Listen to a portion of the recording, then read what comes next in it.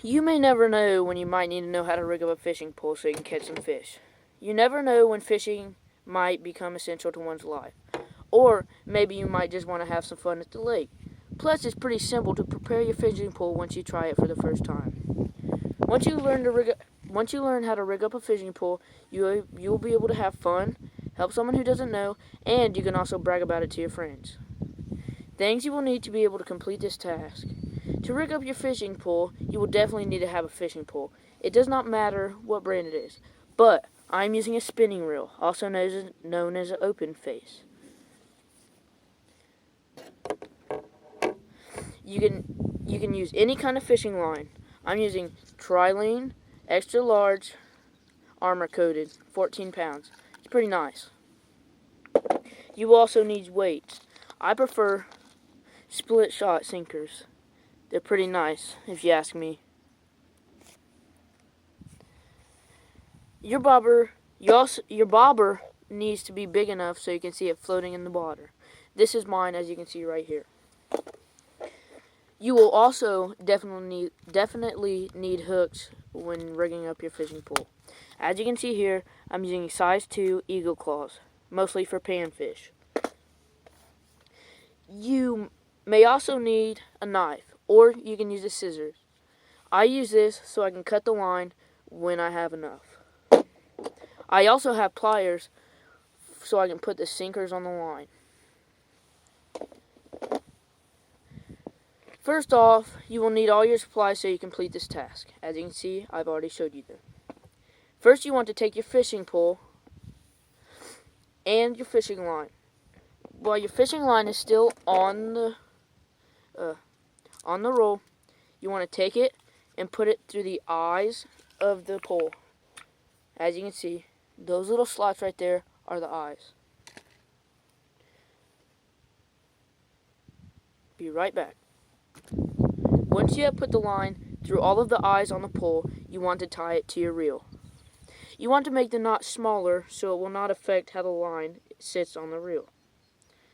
I usually just knot it twice and then cut off the excess. It can be difficult sometimes, as you can see here. Okay, see how I have the excess? Ooh, I don't know if you can see that. You want to cut that off. Then, with the line still on the spool, you want to close it and start reeling. Make sure it's nice and tight.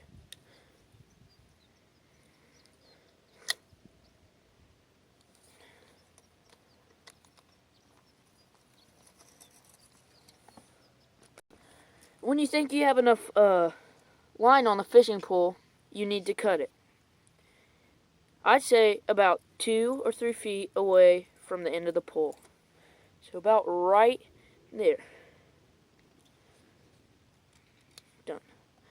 Once you're done here, you will need to grab your hook. You want to thread the line through the eye of the hook, while being careful not to stab yourself. As you can see here, here's me threading the line.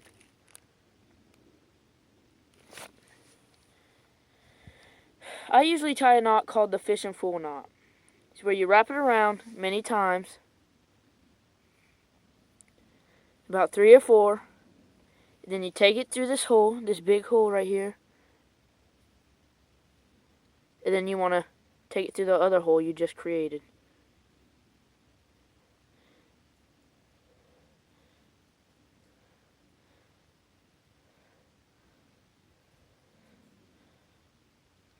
Just like that. Now once you've got your hook on, you will want to put the sinker on. You want to take your sinker and place it in the pliers.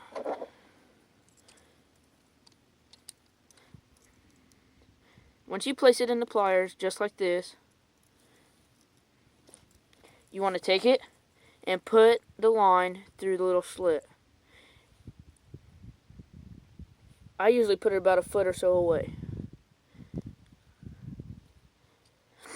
You You want to squeeze down on the pliers so that the weight will not move on the line. As you can see here, it will not move. Next, you will want to put your bobber on. It depends on how far up you want it because of the depth of the water. Once you get the bobber on, you want to take it outside and test cast it.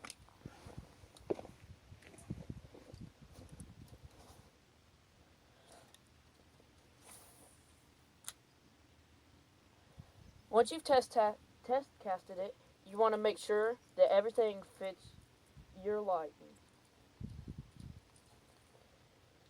Everything's pretty good. I like it.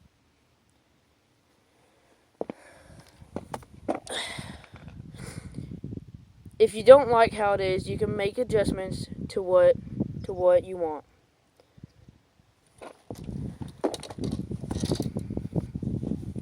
Once you learn how to rig a fishing pole, you will be able to have fun, help someone who doesn't know how, and also brag about it to your friends.